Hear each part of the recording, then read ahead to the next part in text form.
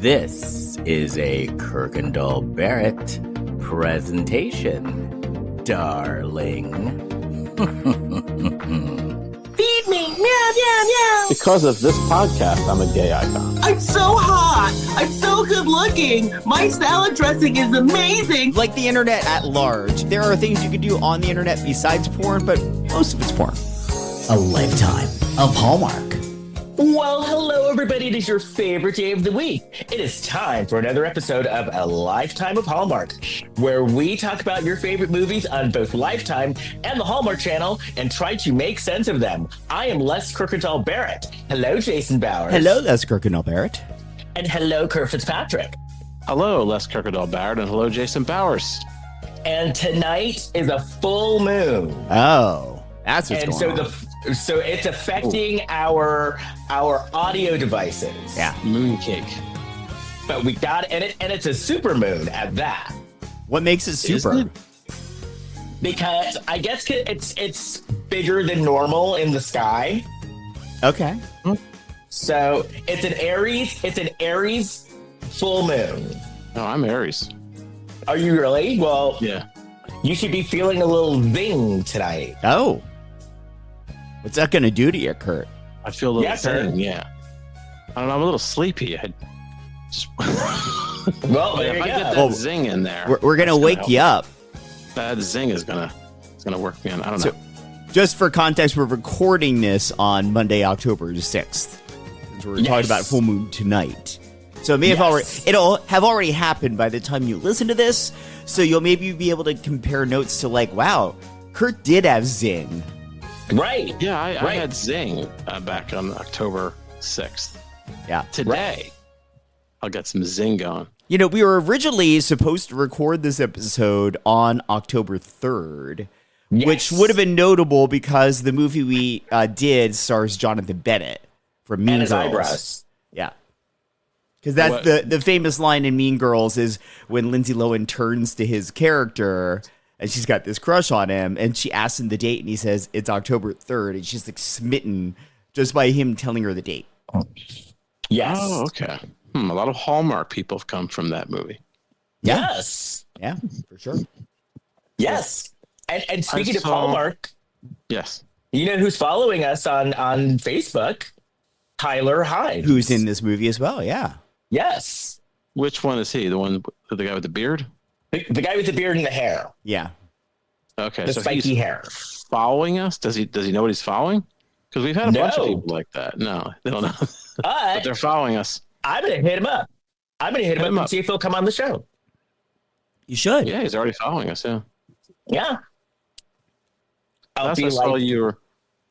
Oh no! Unless I was just going to say I saw you were critical of Samuel Beckett's best-known literary work, "Waiting for Godot," oh, that fucking snooze fest. which was voted as the most significant English language play of the 20th century Well, by the you know London's what? Royal National Theatre. You know what? I saw it at the taper with James Cromwell from Babe, Yeah, yeah. Yeah.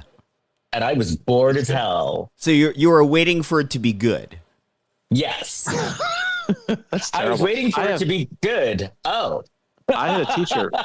I had a teacher in university who took a special interest in me. Like he brought me in his office. He said, "Here, you have to read this." So he gave me the Waiting for Godot. I had to sit there and read this whole play. Oh, he And I'm like, hated you. No. Then I was like, I don't understand why you want me to read this. Then he kissed me on the mouth. No, that didn't happen. But up to the point where he did give me this play to read. I don't know why he wanted me to read it. I guess he thought that was going to open my world or something. Well, But no, Did it? not really. No. sorry. I'm sorry. And everybody like came up with these solutions, and I'm like, sorry. No, sorry. I just don't. It's just not my thing. I realized a long time ago that when it comes to watching any art and taking in any art, it is there will be things that everyone kind of coalesces around, but if it just doesn't hit right for somebody, everyone else feels it's their responsibility to tell that person why they're wrong for not liking it. And then Well, I'm just Yeah. kidding, that shit. less. I mean, Richard our whole Mays, I took podcast from is my sort of past. based around that. Right. Oh, people were like, well, some guys like, you're not old enough yet. And I'm like, I'm pretty old. If it hasn't hit by now, it's not gonna. I have to reread it. I don't think I've ever seen it. There was a production years ago, and I'd like to see this, because if you go to Lincoln Center, you can see like recordings of old Broadway shows. Why There's a would you do production- that to yourself? Because there's a production with Steve Martin and Robin Williams. They did the show together. And waiting for Godot? Yeah. Did Years Robin ago. Williams stick to the script? Yeah, I don't know. I would just no. You know, I think that's kind of a loose show. I think you are able to kind of play with the script. Yeah, I mean, a the little bit. current version, there's a telephone booth that travels through time. Right. That's right. Bill and Ted are doing it. Yeah. They meet in New York right princesses. now. Yeah. And I think they play with the script a little bit. Yeah, I think they have references to Bill and Ted in the show. So You know what? Still know your enjoy it. audience. But you know who I would love to see? Yesterday I heard a very good interview with our friend of the show, June Squibb, Oh, about her new movie. Oh, yeah, Eleanor the Great. Yep. and what Yep. what did she have to say? It was just about aging and how women, when they get a certain age, are like invisible, and this character was a character that basically just wanted to be seen, because the whole premise of the movie is this woman lies about being in the Holocaust. Oh, Oh, jeez. Like she said she was a survivor of the Holocaust when she wasn't. Oh, that's like that comedian who said he was in 9/11. Remember that story? What's that guy's name? He was on the show The League. But this is a little different because I think, she's like an older woman, and she just, she wants to be seen. And so this was her way of getting seen. yeah. And it wasn't like a malicious sort of a thing. It was like a case of mistaken, from what I gather, I haven't seen it, but it's like a case of mistaken identity. And then sort she of a just thing. doesn't tell them it's Right. not true. Got it. Right, exactly. And she just goes. Oh, yeah. So Here's it's the not comedian. like a malicious thing. Guy's name is Steve Ranizisi. So he's the guy who claimed that he was in the building in 9/11, and then they got caught. Got caught lying. He was very apologetic, but yeah, similar story. Right. Well, his wasn't a case of mistaken. Yeah, that identity, seems though. deliberately No. malicious. Different. Yeah, different. Yeah. Well, how was it mistaken identity with her? Oh, so somebody. Because I think it was like a friend, like it was something like it was, from what I'm gathering, it was a friend of hers, and then the friend died, or something. Or wait, no, I know what it was. A friend of hers died, and she went to a grief support group, but she went to the wrong grief support group, Oh. No. and she went to the. So it's How's she's there a wrong group? because she's elderly and confused. They misunderstood and she rolled with it. And she rolled with it. Yeah. Yeah. He And loves she- waiting for Godot. because then she said that she started, because then I guess the character starts getting attention because of it. And so she's like this lonely old woman. And so it makes sense. Like, it makes sense. Yeah. And this movie is directed by Scarlett Johansson. Yeah. And she said that they were, she personally wrote a letter to Scarlett Johansson asking her to direct this movie. Oh, she reached out to Scarlett? Yes. Oh, wow. Oh, okay. Because Scarlett, I don't know if you remember in Jojo Rabbit, a Holocaust movie, Scarlett played I the like that movie. and the way that you find out that her character died is so heartbreaking. Yes. It is it's so heartbreaking. Yes. I don't remember it. I know Yes. that Scarlett. So June Squibb was directed by Scarlett Johansson, who had been directed by Robert Redford, who had been directed by Sidney Pollack, who had been directed by June Squibb. No, actually, the last part didn't happen, but would have been so cool if it had. Uh-huh. Yeah. So I want to see Anyway. this movie. I know the reviews have do too. not been nice, There's I don't one care. that wasn't. There was one that wasn't great, but I don't care because it's June, Mm-hmm. and we love June on this We podcast. do almost We as saw much her on as. Oh, go ahead. no, we saw her on the cover of Women's World. Yeah, did the Yes. centerfold Yeah. for Yeah, Hustler. I was going to say, pop culture wise, I really enjoyed the so CBS has had these Grammy Presents and a Grammy tribute to Cyndi Lauper. Mm-hmm. So anyway, it was cool. She brought out at the end, of course, she does. Girls Just Want to Have Fun. She brought out Cher. Ooh. She sang with her. Yeah, they did that. They filmed that at Hollywood Bowl for her final show. Oh, that's right. Yeah, I was out of August. town. Yeah. Because I think we had friends who went, right, Mhm. Jason? Yeah. Yeah, I was in Sweden for that.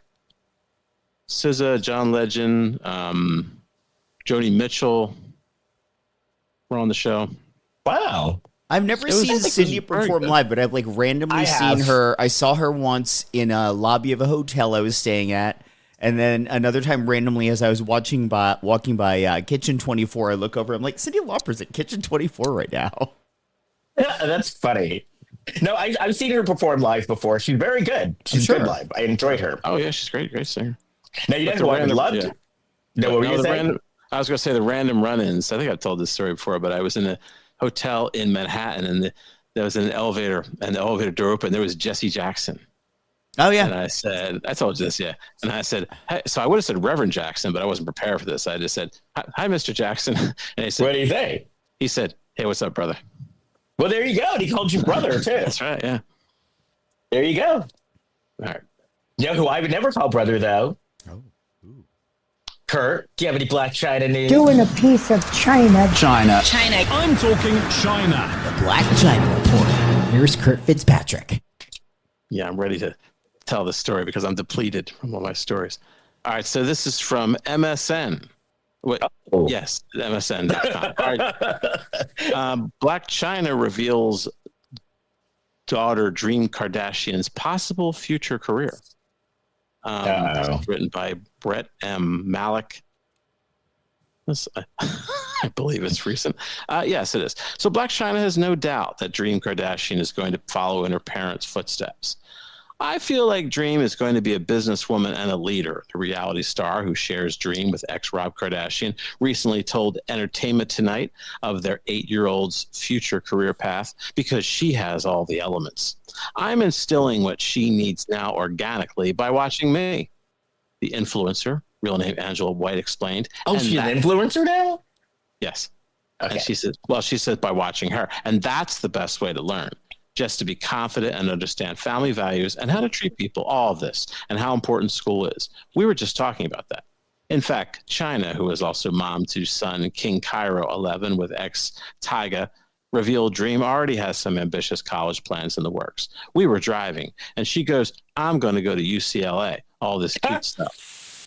I'm like, that's hard, Dream, the 36-year-old recounted. She's going to go very, very, very far. And just how she moves, she has a lot of common sense. Plus, Dream has already broken into the music industry with her debut single, Besties Do It Better, which was released earlier this year. She's all in, Chyna noted. She freestyles it. As for how Chyna encourages Dream to tap into her singing talents, she shared, honestly, just letting her be creative.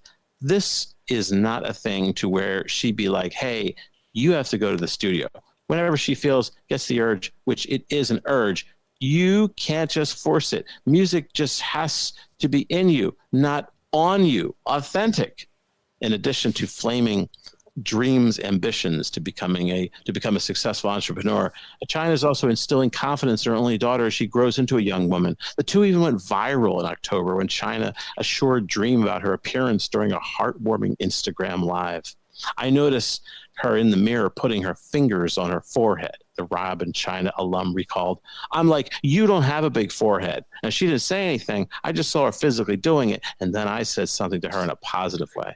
Every day, I just let her have her natural hair. She's added, I'm not brushing it. I'm putting in styles and putting all this product in her hair because I don't want her to feel like she has to put on this image every time she walks out the door. She's beautiful. A lot of times people dress their kids when they should just be kids. Let them be. So if you want to check out this article, you can look back at some of Dream's most adorable childhood moments through the years. Wow. Wow. What was fascinating to me about this This story is why I'm tired. is watching Les's reaction to it, because I don't think I've ever seen Les listen to a piece of information and just put his head in his hands like, oh my God, what the hell? No, he was absorbing it. He was absorbing the part about Dream's first single, and Les's head just hit his hands, and he just kind of slowly shook his head a little bit like, what the fuck? What the Let's fuck? put out a single. Actually, you know what I was doing? Because I was putting my head, because I was like, is she like doing like for Botox? Because you know, sometimes when you want to see how much Botox you get, you do your hand like this. No. How do you do it? I don't know that. Maybe I'll get some Botox. I'm doing. Look at. I don't have a wrinkle on me. No. I don't know. I haven't heard of that. What is it? You like stretching out your forehead? Yeah. Well, it's like the people that they're thinking about a facelift, that kind of thing, I guess, too. Yeah, okay. Exactly. Sort of stretching your skin back. And I was just impressed that like now that, because before didn't they refer to Blac Chyna as like an entrepreneur or a businesswoman? I mean, very truthfully, like I think all those things are who she is. Because at the end of the day, an influencer is somebody that if they post on social media, it could potentially convince people to buy a product. Oh no, and I stand by her being called an influencer. I have no problem with it. I was just surprised that I'd never heard her called that before. I mean, I think it'll be weird if like next time there's a Blac Chyna story, like there's just like other random professions like chimney sweep Blac Chyna. Right. Or like a Home Depot cash register clerk, Blac Chyna. I would never. I'm just saying, it's like lots of odd jobs. How dare you? How dare I? A barista. She can do whatever the hell she wants. A barista. Oh, why do I get it? The one thing I said. Blac Chyna isn't pour coffee. Making coffee is an art form, Les. It is, but not. It is. And Blac Chyna is an artist. True. You know, the coffee has to be in you, not on you. True. Could you imagine though going to Starbucks and like Blac Chyna is behind the counter? Yeah. Like it's undercover boss. Right? That'd be cool. And it's like, wait a minute, I know who you are. They need to bring that show back, man. I used to love that show, actually. But weren't people suspicious that they were cameras, though? Were people suspicious? Yeah, I always wondered, like, what did they tell the people as to why Didn't they think they were filming there? a documentary or something? I guess, but you know, how many seasons of that show can you do where people are like, okay, documentary? True. But I used to love it when like they would like send people to college and stuff like that. Like that, you know, he'd be like, I'm going to give you I'm going to pay for you to go to 4 years worth of college and get a degree. Oh, yeah. Like That's things nice. like that. Yeah. You know what is back? Wife Swap is back. Is it? But it's on Bravo and they're doing it with Real Housewives. Oh, I like that as a twist. So yeah, Real Housewife will swap families with someone. With a regular person or another housewife? I think both. Did they do celebrity wife swap? And Yeah, they did. Yeah. Yeah, they did. But, you know, wouldn't you love that, though? If, like, you know, you come home and, like, well, I would love it. I would do wife swap if I would come home and have, like, Blac Chyna in my house. that's your wife. So wait, so then husband. the next episode of a Lifetime of Hallmark podcast, Kurt is having to do the John Barrett report and talking about like what Yes. John's doing with his children, Dream and King Cairo. That's right. Right? Well, it's a complete swap. Yeah. Right? Yeah. And then I'd be like, hey, Chyna. The little And then Britain report. Then I'd be like, hey, Angela, let's go to let's go to Gym Bar. We need to write this body swap movie of John changing places with Blac Chyna. Oh, yeah. He used to switch his bodies. Yeah. Then I'd be like, hey, Blac Chyna, let's go to Revolver. Yeah. Motherload with Blac Chyna. The eagle. Distracted the podcast. Right. You distract the podcast as Blac Chyna is being noisy in the next room. Yeah. Keep it down over there. We have to do your report.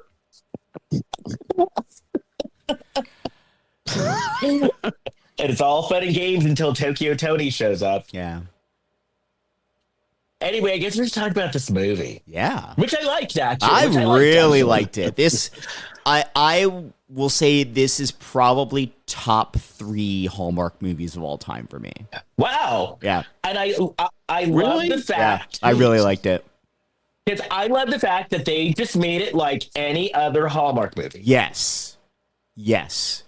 Yes. Oh, why? And the- Okay. And there were actual like obstacles to these two being together. There's actual like you get to see them really like they already have a history, so it doesn't feel forced that everyone thinks they should be together. Like it was good. It was really good. Okay, but are you putting this in your top 3 because it was gay characters? No. The fact that it was gay, I that gave it extra weight for me because you don't see a lot of good gay representation in movies where it isn't about the struggle of being gay.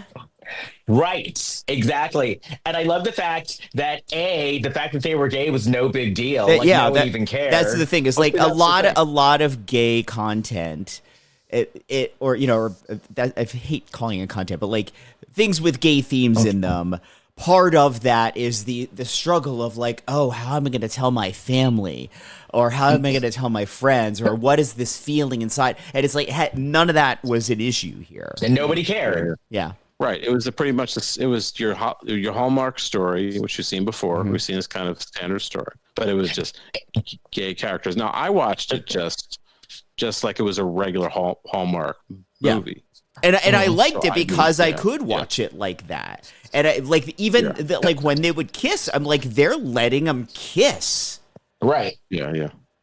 And I love the fact that like his job, he was an athlete, and it was not, and it wasn't the fact that he was a gay athlete. He was just an athlete. Yeah. And it was no big deal. Did he So play? no, for I the really team? liked it. What's that? Was he a player or was It was established that Coach. he had been a player, had been injured, so now he was on the coaching staff. okay of the Right. Phillies? Yeah, the Philly. Well, they never actually say that he works for the Phillies, but he wears a lot of Phillies gear, and it's set in Philadelphia. Yeah. And I love that he was like low key wealthy. Yeah. I think all of the people in this particular series are. One's a doctor.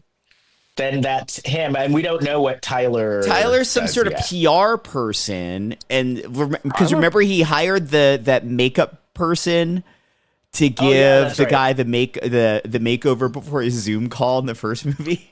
That's right. That's right. I thought his name was Jackson. That's what I wrote down. Jackson is his character's name, but Tyler Hynes is the actor. Oh, all right. So Our Facebook friend. Yes.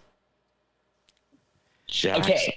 All right. So the So- Groomsmen's Second Chances, the second in a trilogy that was originally on Hallmark Plus.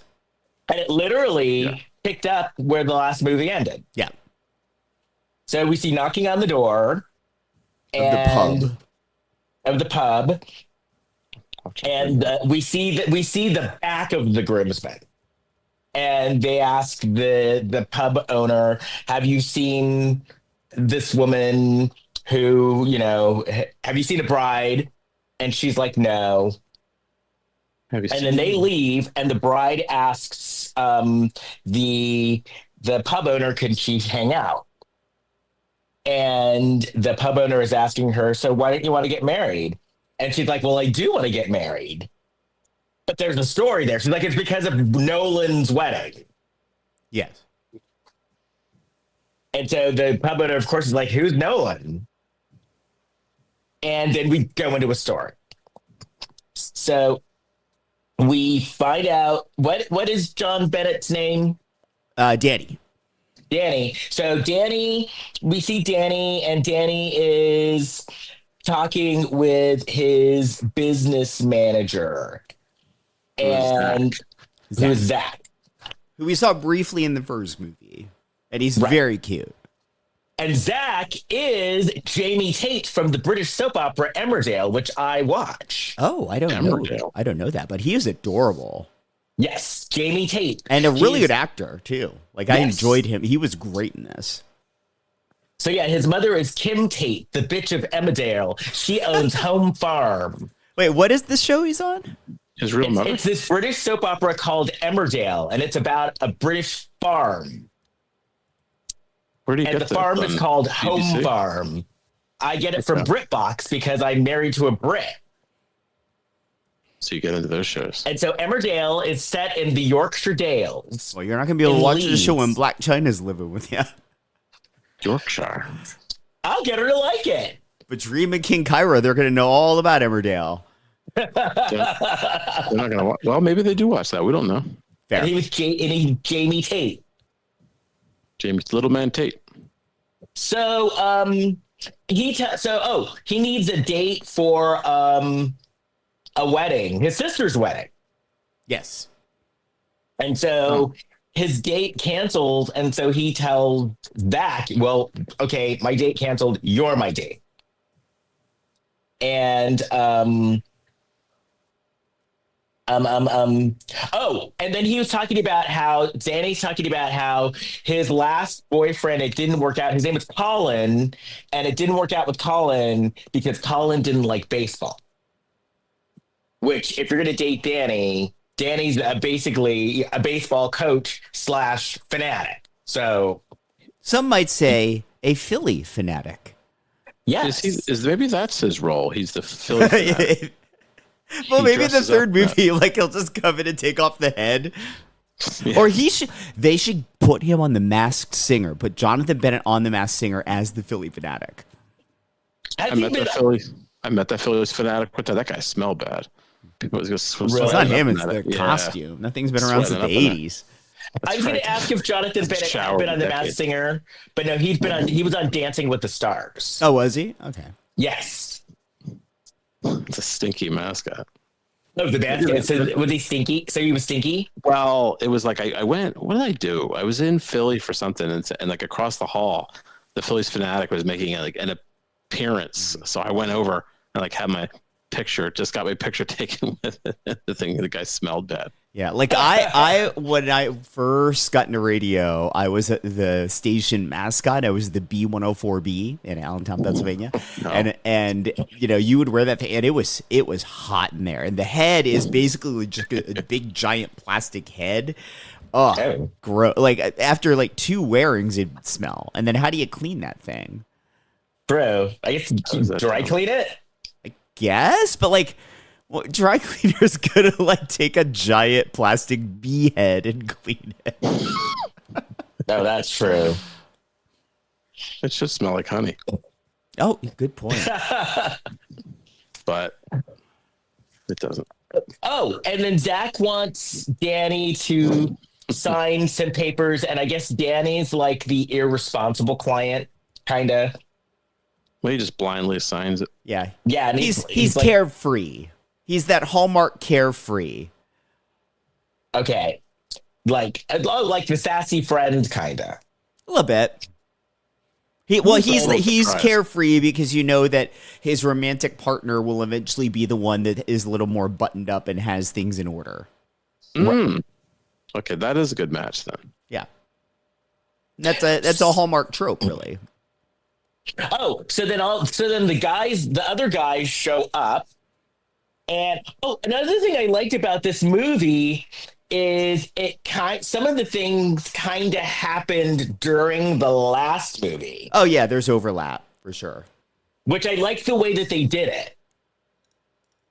Cause like they brought up stuff and they're like, well, you were lost and you were out camping and lost at the time. Like I liked how they worked it out. Lost in the woods, yeah. Oh, so the other 2 friends and the daughter were like, they showed up and they're like, you like Zach, don't you? And he's like, no. And they're like, well, you like Zach. And one of the reasons why you like Zach is like the only person who can actually tell you what to do, and you do it. And so then we're at the wedding, and the sister from the last movie, his Jonathan Bennett's sister from the last movie, was the one getting married. It was the same wedding from the last movie at the beginning. Oh, And so everyone's dancing and they're all having fun. And then we see the daughter dancing and she bumps into Milo, and Milo gives Milo the stink eye. And little does she know that Milo stank because he was the Phillie Phanatic. Right. maybe he also may be Gritty from the. Oh yeah, he could be Flyers. Yeah. He's also Banksy. Banksy. The artist. Yeah. That's weird. I didn't think about that. I'm just trying to think who else he could be. Who's that author that we never see? I don't know. I can't remember. Banksy. Oh, so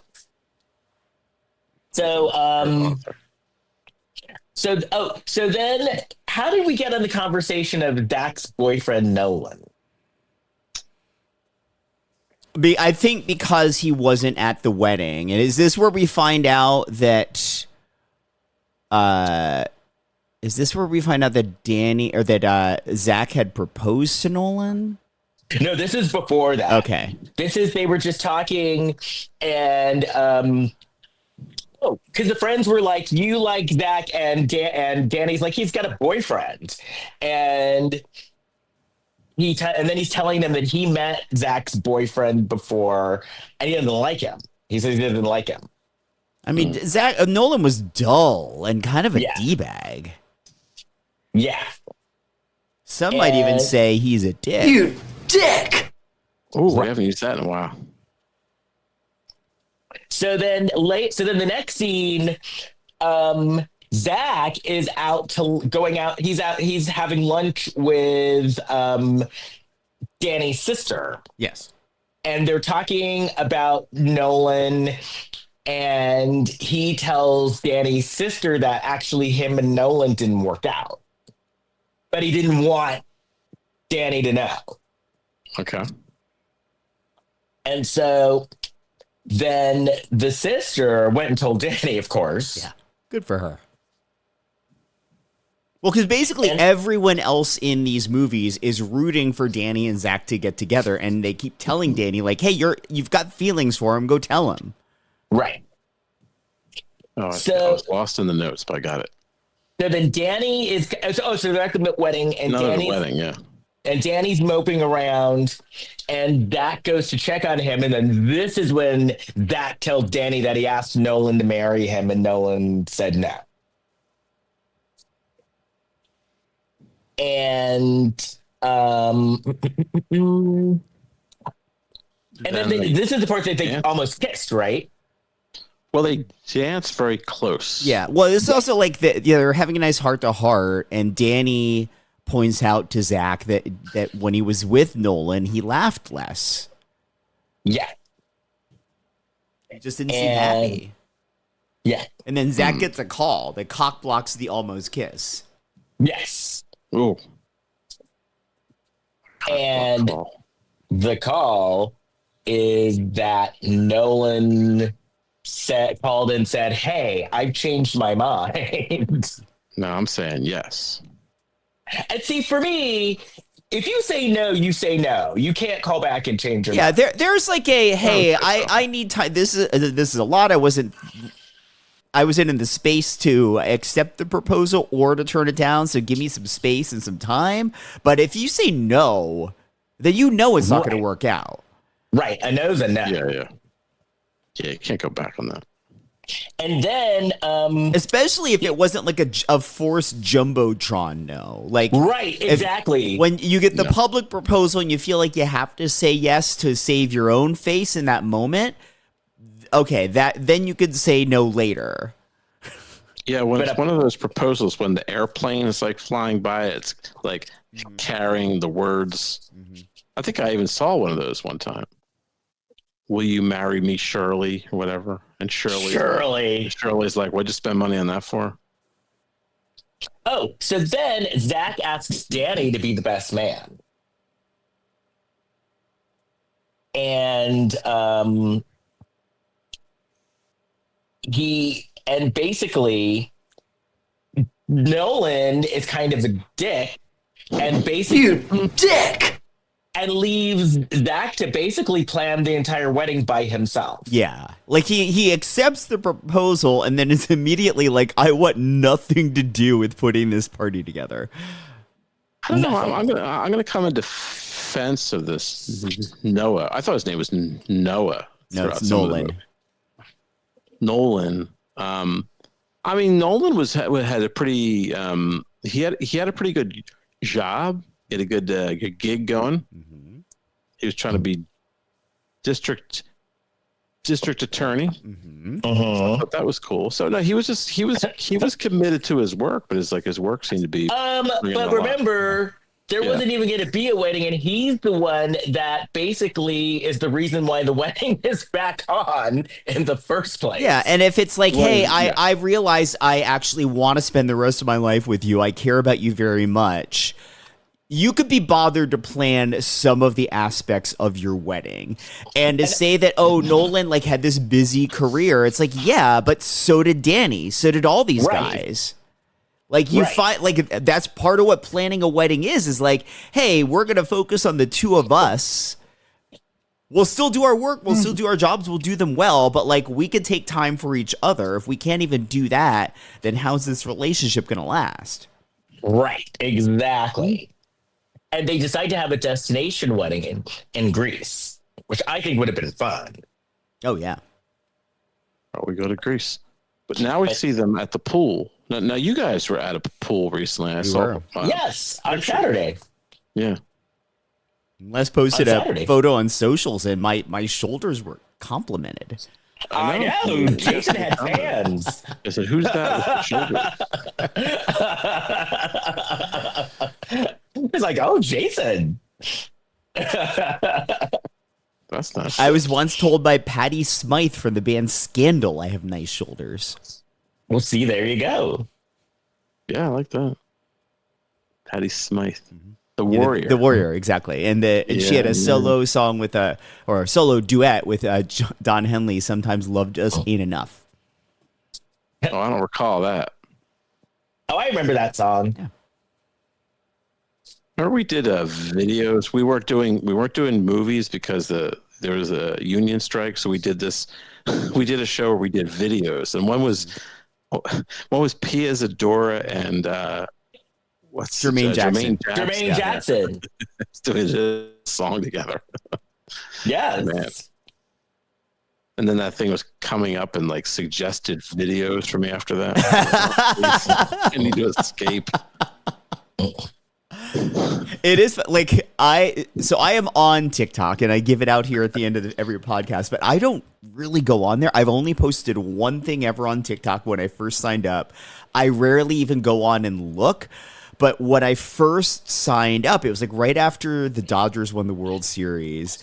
And I happened to click on this video about the win because I just watched the game. And I'm not into sports really, but I'll watch as like a fair weather fan.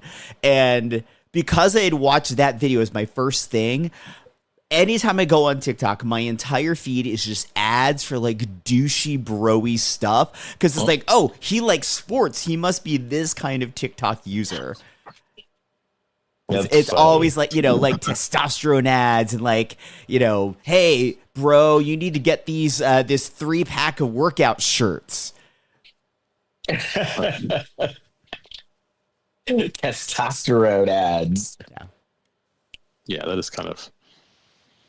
I think I looked up one dating thing. I read like a dating story, and that was the algorithm just went into overdrive. I was getting like erectile dysfunction pills ads. All this. They must have thought I went crazy overnight, and then it simmered down. Thank God. Jesus Christ. Okay. So Danny's not happy about the wedding. A, he's not happy about the wedding. B, he's not happy about the wedding being in Greece.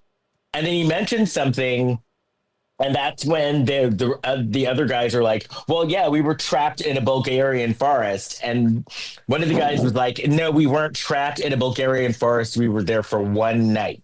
Yeah, they weren't trapped, I guess. They weren't like held against their will.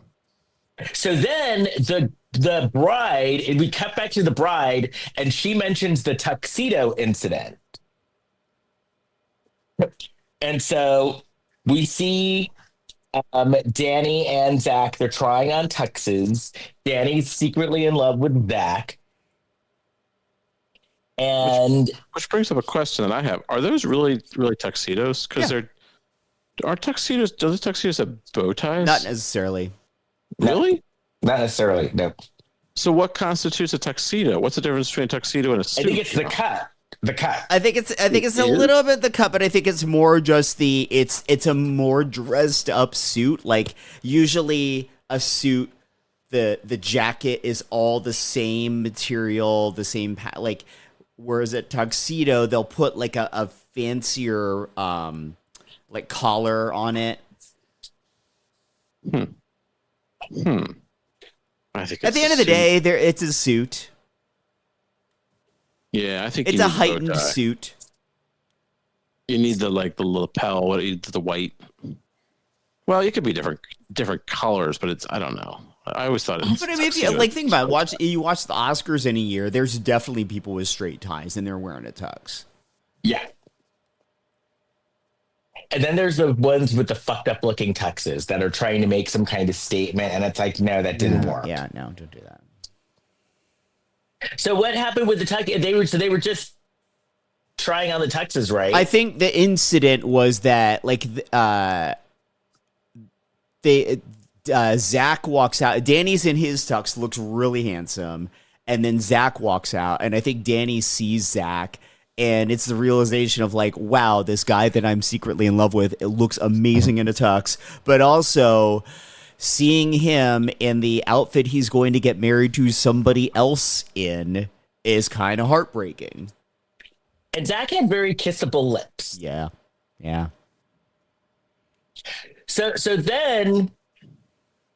So we find out that Nolan hates heights, and so they all go to a climbing wall.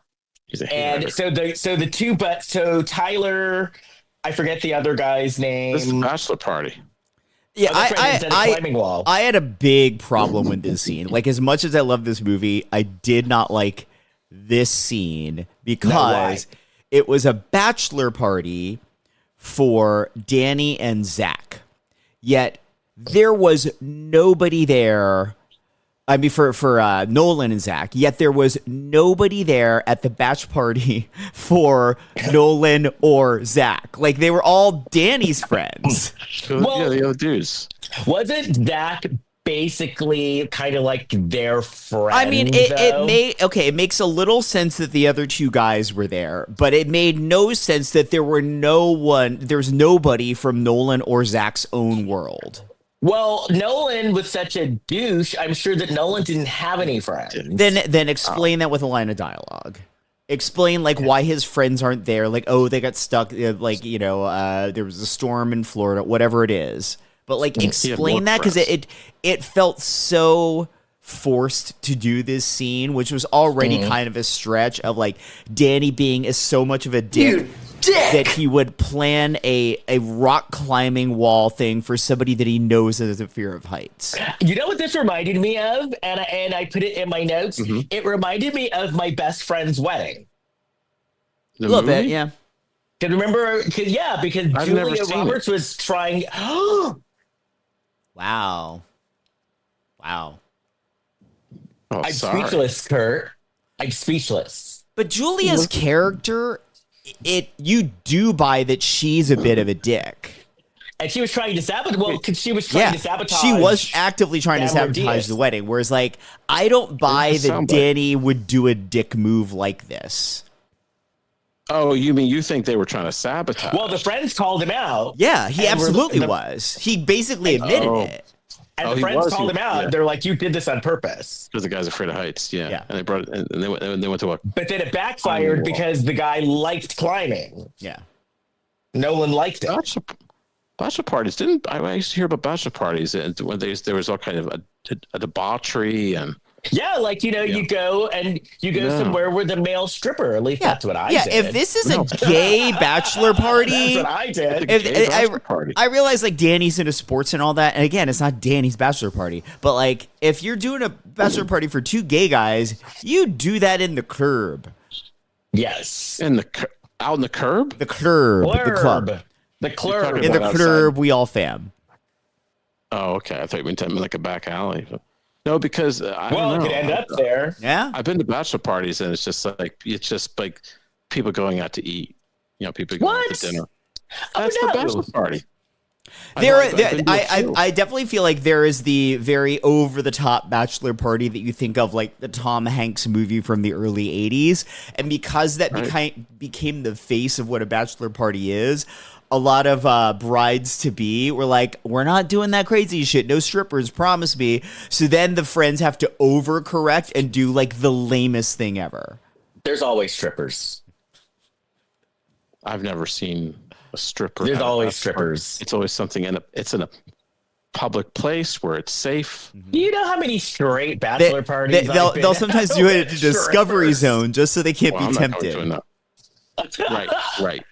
Right. There needs to be witnesses to make sure that nothing is awry. The majority of the naked women I have seen in public have been because of going to straight bachelor parties. Where could they have done the bachelor party then? If not the club and if not the rock climbing wall, where could they have done it? Probably that other one you talk about, the eagle, or what's that one where? Oh, for sure. With the flogging. The eagle. Yeah, the flogging, sure. Is that the eagle? Yeah. Yes. Yeah. It could happen there. The bullet. The eagle. Zach and Nolan don't strike me as eagle and bullet gays, though. The Abbey. Well, they could even. They would go to the. They would do bottle service at the Abbey. Yeah. They go where it's safe. Yeah. Oh, the Abbey's not safe. Yeah. Well, then I'm not going there. Then the Abbey is not safe. Information. The strippers do like somersaults and stuff at the Abbey. Yeah. Well, they do tricks. They got rid of the LED stripper poles, though, and I'm really bummed about that. Oh, they did? Yeah, because I once saw presidential hopeful Pete Buttigieg give a speech to a crowd at the Abbey when he was running for president next to a newly installed LED stripper pole. And it is a memory that will be etched into my brain. Did he dance? Yeah. No, he did not dance. He did? Oh, that's just a... Okay. He had to be presidential. Yeah. Will a stripper ever run for office? I will stop. You better stop. I was going to say something. I won't say it. No. Don't say that about Phillie Papodapolis. I'll say it when we're done. Okay. Phillie Papodapolis?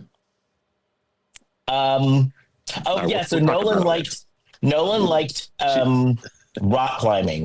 We're gonna get sued. All right, good. And so then at this point, Danny wanted to tell Zach, and they were like, "You can't tell him; it's going to ruin your friendship." Danny literally tried telling him at the top of the rock climbing wall. Yeah, they're like, "You can't tell him now." He fell. And they're like, I mean, you can't tell him now. And so, and then Jackson was like, maybe you shouldn't be the best man. Maybe it's not appropriate. Instead of rock climbing, they should have gone to bumper cars. Yeah. That would have been fun. That'd be good. That would have been a fun bumper cars. Haven't done that in a while. Did get like whiplash. Oh, so then Danny was going to tell Zach that he couldn't do it, and then Zach was like, he's like, thank you so much for helping me. I couldn't do this without you. And he kind of like softened him. So then Danny couldn't go through with telling him. I don't think he softened Danny. Softened the blow. I don't think he softened him at all. Oh. So like the Howard Stern noise. Yeah.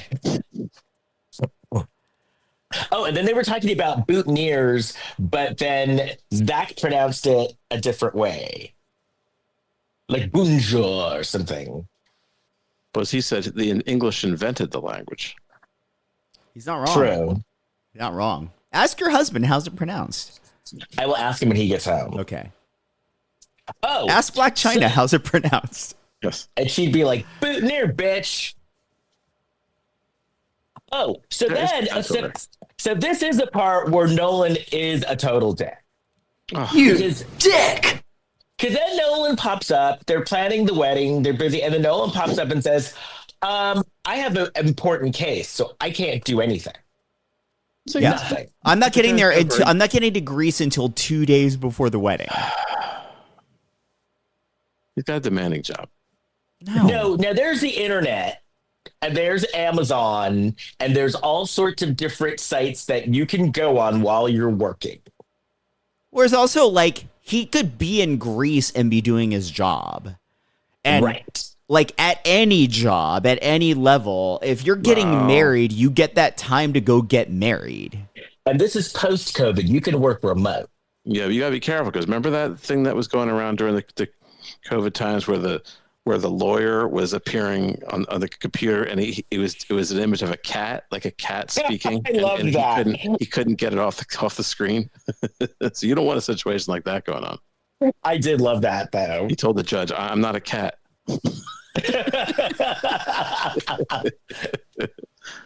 And I like when he kind of frowned and the cat frowned too. You never saw that, Jason?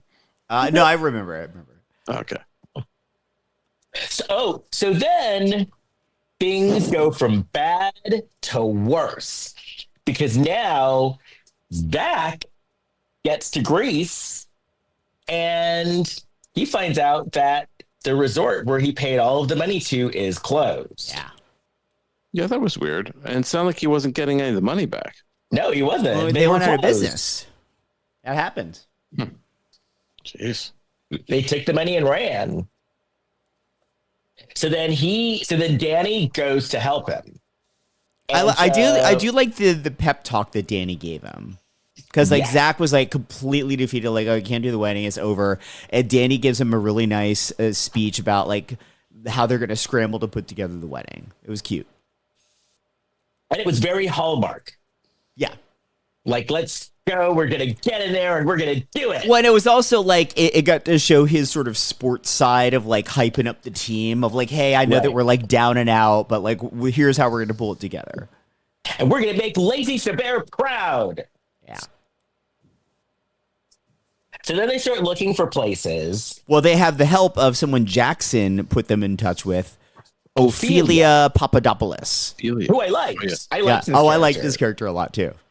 Papodapolis. She's like this older woman who's like kind of YouTube famous chef. Right. So she's kind of like Aunt Gert light. Oh yeah, she was Gert-coded. Yeah. Okay. Which I do love that Gert-coded? I do love the new Hallmark trope of like the sassy older lady. Yeah.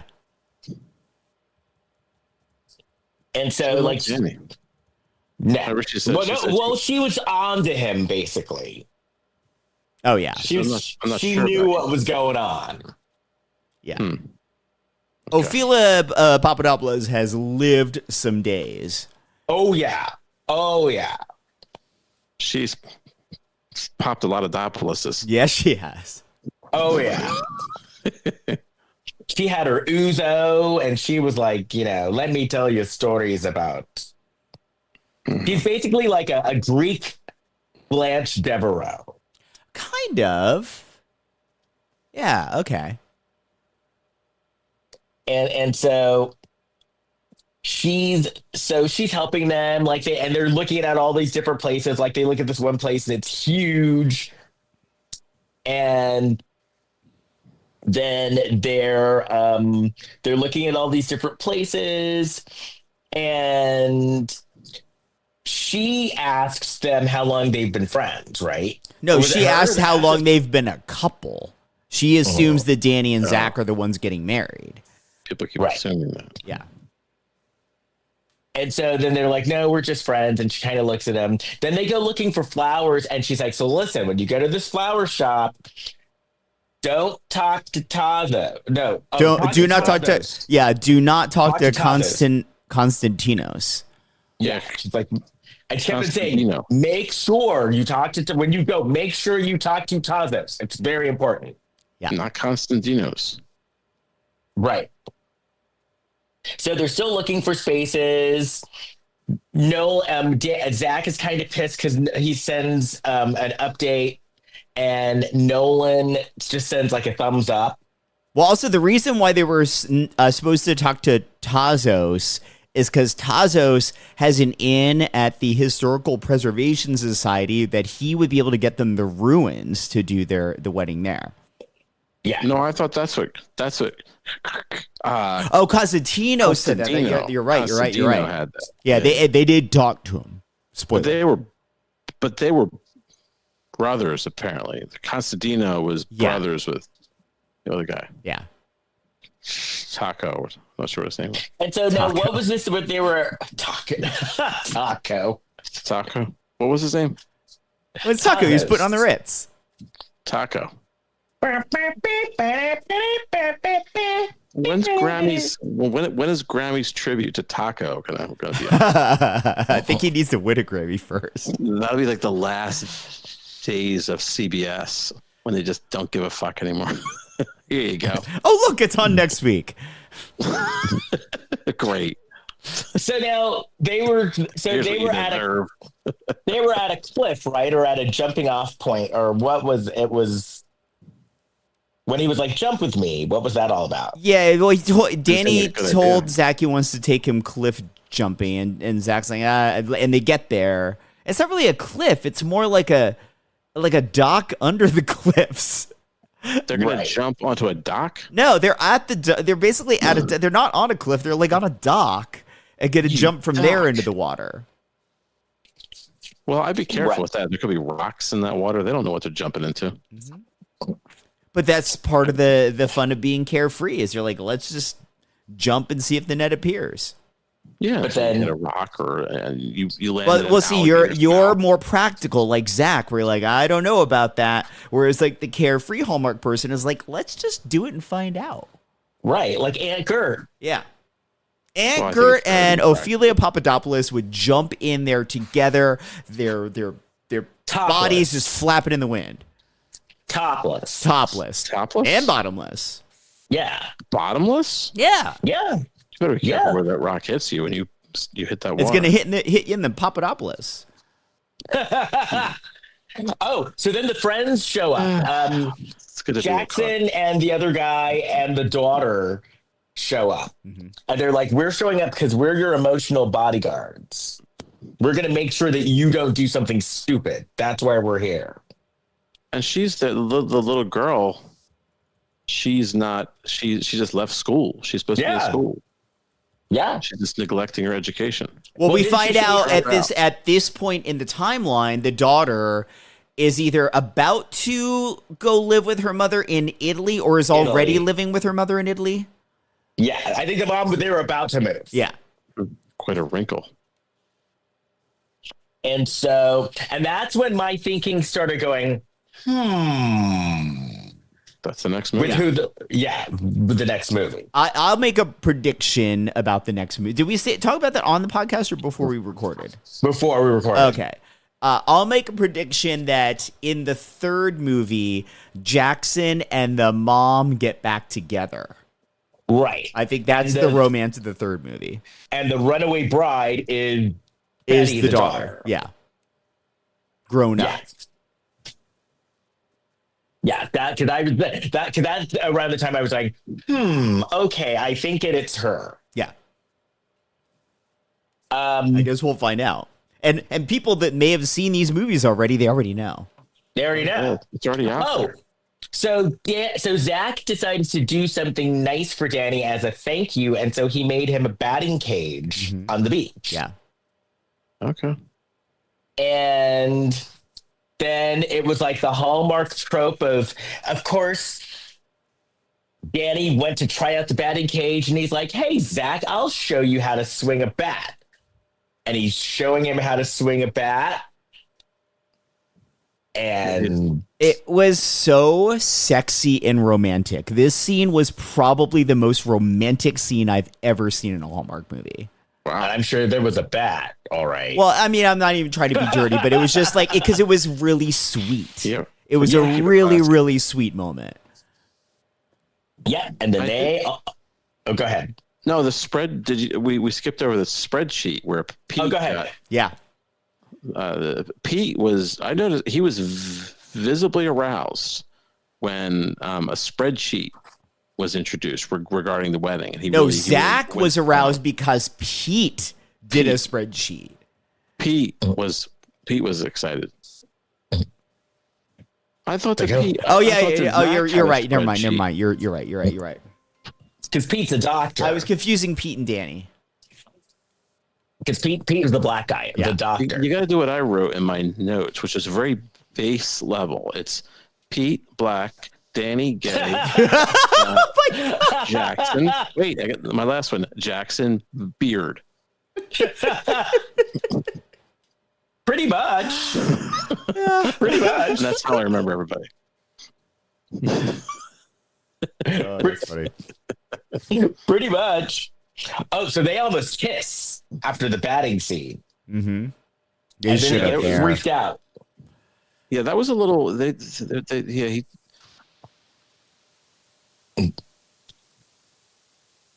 What? I think Kurt froze. Oh. Yeah. I thought Kurt was like thinking for a second. Yeah, I was like, wait, what? He's really, really got a thought there. Is. Oh, there you are. You froze up there, Kurt. But it was like very dramatic where we thought you were like pausing for effect. What was the last thing you heard? You were about to say something about Pete, I think. Or about the spreadsheet. Okay. Oh, really? Oh, I haven't been. Yeah. I've been out for a little while then. Okay. I just kept yammering on. Wow. Okay, that's all right. Oh, so they almost kiss, and then they get freaked out. Well, they get cock-blocked by Nolan. Oh, that's right. Nolan shows up. There's a lot of cock blocking. And then Nolan's just so like, bleh. Yeah, there's also moment blocking. Like there's cock blocking, but sometimes there's moment blocking. Like you start like having a moment, like an emotional moment, and someone always walks in the room. Yeah, like, right. Fuck out. Yeah, like somebody shares some heavy information with you, and you're trying to like sit with it for them, and then somebody walks in, and they're like, "Hey guys, who wants popcorn?" Right. Hey guys, I have a spreadsheet. Yeah, it's like in a movie that never happens. No one's walking in the room, but in real life, they're piling in the room like they just exited a clown car. Yeah. Right. It's real life is different. So then is the next part the part where like Danny's like, we got to talk about what almost happened. Yeah. Oh yeah, because they almost kissed. Yeah. And so then Zach kind of goes into denial about it. And well, he's like freaking out, and Ophelia calls him out for it. Yes.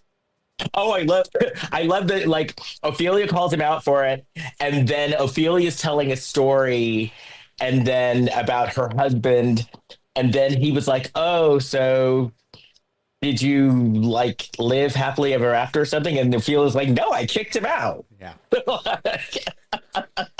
Yeah. Because he didn't make her laugh. Yeah. Yep. And I love the fact that now Hallmark is openly talking about divorces. They don't even give a shit. No, they do not. She's like, I kicked him out. She should marry Jackie the Joke Man Martling. He'd make her laugh. How is Jackie? God, I haven't heard that name in eons from Howard Stern. Oh, so then I also... Carrot Top. He'll make her laugh for the whole. Or the unknown comic. Props. Right? That's right. It's an Ophelia and a guy with a bag over his head. That's right. Ophelia Papodapolis - Langston. Hyphen. You think she's taking on somebody else's name, please? Why can't we? He's the unknown comic Langston's Papodapolis. So I liked the part where the friends, like Jackson and Pete were telling Danny, like, don't be us. Yeah. Who? Danny and Like Pete. they were Oh, like they were going over their past mistakes. And they're like, don't be us. Look at because Pete's like, look at the extremes that I had to go to finally get married. uh, And then Well- Jackson was the same. Even though he's not even married yet. No, Jackson's not making any progress, but Pete could be a role model because he's made some. He's had some success. By But he's like, look, low-key Trust what? stalking that woman who eventually gave in and married him. Well, I don't know. Something worked. because he was like, I ended up in Bulgaria. Yeah. He's Well, like, maybe and that's what it it's- took to get married. Yeah. Is it nice there? Doesn't. Well, I don't know. I'm sure we have many listeners in Bulgaria, so I don't want to alienate them. I haven't checked the stats lately. No, there's a lot. And then they were kind of doing like it was like a rehearsal sort of a thing, right? When Danny's like, stop the wedding. Well, it was like I think Zach was just at the wedding site, sort of like checking it all out by himself. Mm. And this scene was really beautiful, really lovely, and they ruined it at the Hallmark Channel by like during one of the most emotional moments of the movie, they have the fucking scroll across the screen telling you about the Gilmore Girls being on the channel. oh, see, Oh, I not on- watched it Not on my Hallmark thing. Plus. Yeah, Hallmark Plus it, like does none of right at like one of the really big beats of this scene, like huge, like leaves come flying down the screen, and it's like fall, and it says like Gilmore Girls, and I was like, you fuckers, you couldn't find a better place in this movie to place your scroll. What are they doing with the? Speaking of that, are the Gilmore Girls? What is coming? This show is coming on again. It's What the is happening? 25th anniversary. Okay. Lauren And what are they Graham doing? They're just doing got her a special? star in the Walk of Fame last week. But are they having a show regarding this? Is there some No, reunion show? no, it's just No? very popular on streaming, which is why they did that revival a few years back. A friend of mine was on it. My friend Aris was on it. I guess there was like a chef with an accent or something. If there was I a didn't watch chef with an accent, then he replaced Suki, who was played by Melissa McCarthy. Mm-hmm. Like there was someone with an accent. Like I think he was a chef, like I a never foreign saw that chef. show. It could have been. I never saw one episode. So I didn't watch it when it first started airing because I'm like, I don't think this show's for me. I didn't really know what it was. And then one of my neighbors in my apartment building was on an episode. So I was like, all right, I'll watch it. And I was like, oh, this is kind of cute. This is funny. And then the very next week, another neighbor in the same building was also on the show. And I saw it. And there was a really, really, really funny reference to Kurosawa, which I was like, this is smart. Yeah, it was a really funny reference. So I was like, okay, I'll give the show a shot. And now I love it. It's really, really funny. Kurosawa Yeah. Kurosawa was really, really funny. directed Ran. Yeah. So what happened next? You stop taking notes. Well, so after the scene of Danny finding Zach at the wedding site, he says, stop the wedding. And then he gives this like heartfelt speech about that's what he would say to his best friend because he would but it would be better and more effective if it were in a chapel because he would have like had to swing open the chapel door. Yeah. And so then like the next scene, it's the actual day of the wedding and Danny is nowhere to be found. Right. And Zach makes a joke and Nolan does not laugh. No. He just And goes, Zach- that's funny. And Zach is like, wait a minute. I can't marry this douchebag. And so he dumps him. No, well, not And yet. First, they get together. What do they do? Danny's missing. So the two friends, they find Danny by the water. There's Yeah. always these scenes of these people just like standing by the water as if they're about ready to like jump in head first. Well, this is the cliff jumping spot from earlier in the movie. Right. Yeah. So they like Zach, and then Zach arrives, and then they jump in. They jump in. They jump in the water, Yes. and they hit And their then- heads on rocks. So then, Right now, I'm not going to lie. I was crying in this scene. I was. So then they cut back to the pub, and this is when I really figured out that's the daughter in the next movie. Because then she talks about, like, 1 year later, they get married, they have the wedding. And they're back in Greece again. Is Danny and Zach now getting married in Greece? Yeah. They're having the wedding. Cosmos and Ophelia are together. And we find out that Nolan has moved on. They didn't think Nolan was a bad guy, just not the right guy for Zach. And Nolan is now married to a TV weatherman, and they have 4 kids. 4 kids. But this is a year later. A year later, yeah. Did they have quadruplets? Quadruplets. They probably adopted. I thought the guy was busy. Now he's got 4 kids. Yeah, exactly. Well, he couldn't find time to plan this wedding, and now he's a parent to 4 kids? Right. And so this is when I really figured it's the girl, because then the woman who in the pub is like, well, why don't you want to get married? And because she's like, oh, and the bride is like, the girl's like, no, I do want to get married. She's like, but there's a story. I do. Yeah. It's like, I do want to get married, but there's a story. And that's when I'm like, oh, it's the daughter for sure. Yeah. And I guess we'll find out next week. For sure.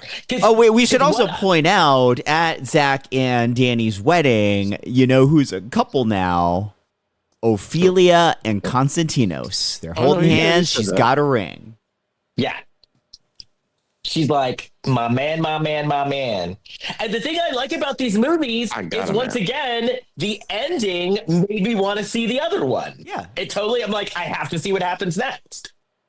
Well, I think the reason I like these versus the Wedding Veil movies is the Wedding Veil movies are a lot about this lore and these characters that are outside of the movie.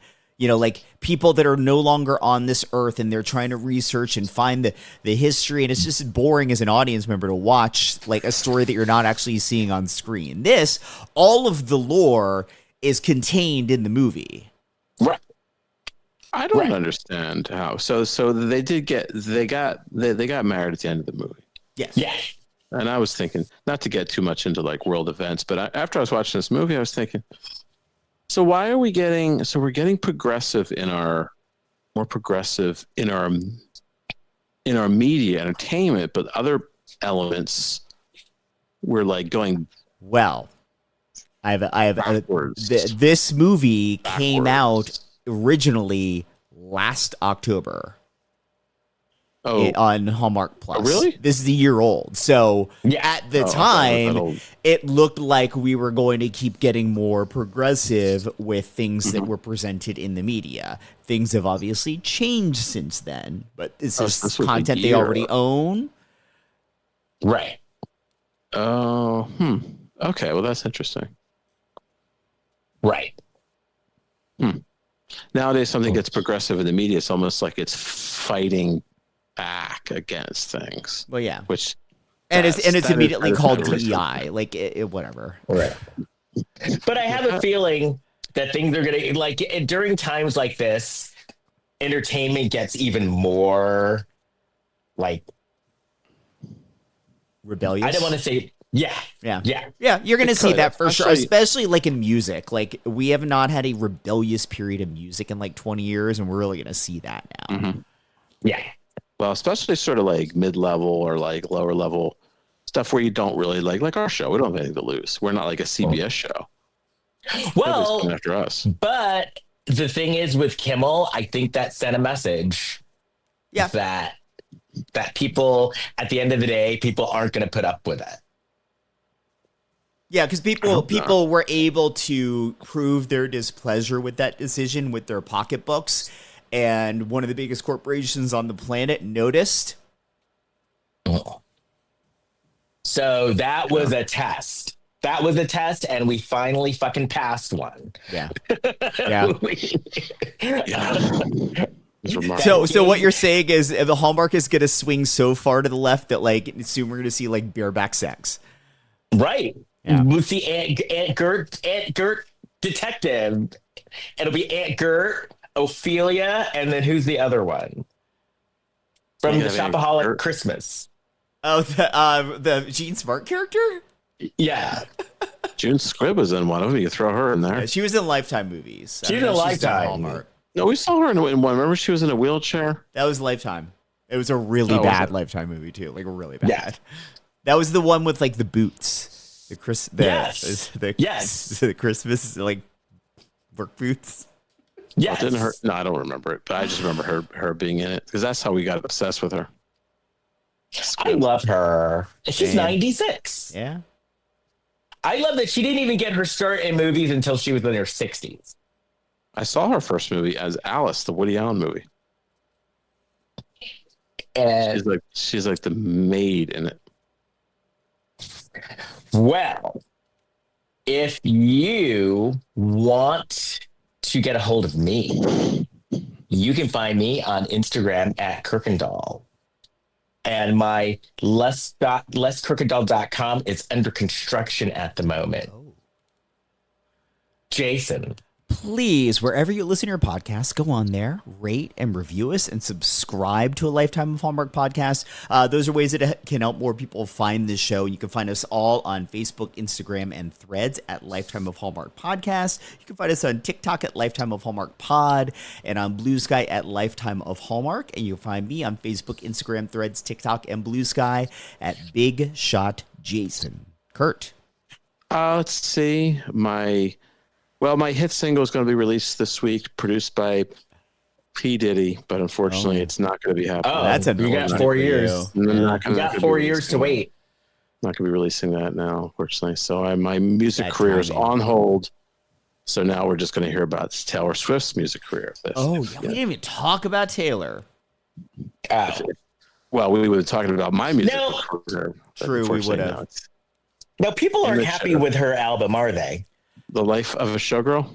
Yeah, the early consensus is like, I don't think it's that great. I personally thought it was really good. It's not what I expected, though, because they presented it like it was going to be this big pop album of bangers, like 1989 was. And it feels more, tone-wise, it feels closer to Midnight's in terms of like the tempo and the vibe of the album. But I liked it. There were some really good songs on there. Well, there you go. I like some of that because I listen to pop music on the radio, and I like some of the Nicki Minaj music and some of this Sabrina Carpenter and are you a Barb? Pink Pony Club. That's Chaperone. Yeah. That's about the Abbey. Yeah, that song's about the Abbey, Kurt. Where they have cake. Yeah. Well, they play that. I hear that like all the time on the radio. Yeah. Pink Pony Club. Yes, that's where they have cake at the Pink Pony Club. Yep. Oh, well, there you go. We cut you off, Kurt. You haven't given out your socials yet. Yeah, where can they find you? Nobody can find me. I'm hidden under a bed. I'm hidden under. Pete and Jackson are going to find you at the Cliffs. Right. Well, you can find me somewhere. Where can you find me? I don't think you can. I still have I have kurtfitzpatrick.com. So if you want to write me on there, sometimes people do. And if you're in the UK and you want to find me, I'm going to be doing my show, Who in the Hell is Climbing My Family Tree, at the Colchester Fringe Festival, October 25th through November 2nd. You can go to colchesterfringe.com to find out more about that. So you'll be able to watch Emmerdale in real time. Yes, and EastEnders and Coronation Street. Hell yeah. Why don't you go see so you're in England, you said? And then next year, get this, in January, they're going to have a soap opera crossover. So it's going to be Coronation Street and Emmerdale are going to cross over. And so they're calling it Corydale. I would try to be in the audience of the Graham Norton show if I was ever in UK again. That'd be fun. I would love that. Yeah, I would love that. And I'm going to go, and then I'm going to stay longer, and I'm going to see a show at the West End, and then I'm going to go to my cousin-in-law's farm for a few days. Farm? Yes. I've talked about the farm here before. Yeah, you went fox hunting or something like that. Oh, that's over Christmas. I'm going back to that farm, though, where we went fox hunting. So I can fight with people that cannot lie. Perfect. Anyway, I'm hungry, so I'm gonna go. Okay. All right. But next week we'll be back with the third and final installment. Of the Groomsmen series, yeah. All right. Yeah, Yes, okay. and it'll be on regular Hallmark, so we don't have to get Hallmark Plus. No, I've got a free, free All for right. 1 week. See you guys next week. Bye. Bye. Bye.